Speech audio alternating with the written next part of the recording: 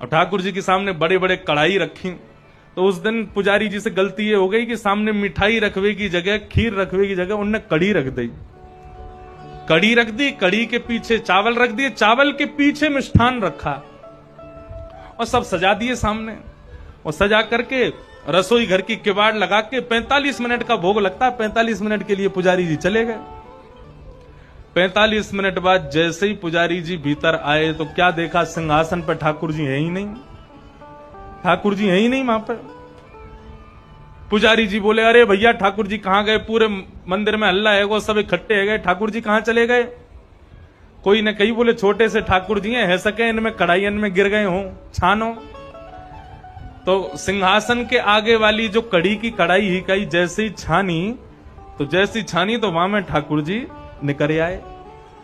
अब तो महाराज पुजारी जी बड़े जोर से हंसे, बोले अरे लाल जी को कड़ी इतनी भाग गई, इतनी बढ़िया लगी कड़ी की वहां में कूद ही गए। अब तो भैया रोज कड़ी बनेगी ठाकुर जी के काज। और ठाकुर जी के सामने बड़े बड़े कढ़ाई रखी। तो उस दिन पुजारी जी से गलती ये हो गई कि सामने मिठाई रखवे की जगह, खीर रखवे की जगह उनने कड़ी रख दी।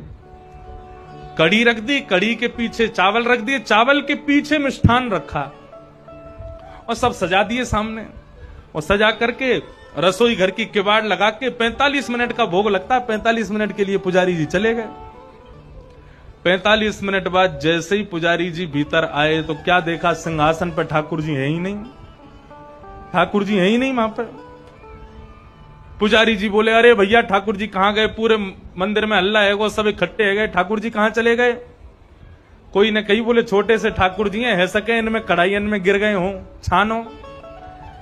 तो सिंहासन के आगे वाली जो कड़ी की कढ़ाई ही कही जैसे ही छानी, तो वहां में ठाकुर जी निकल आए।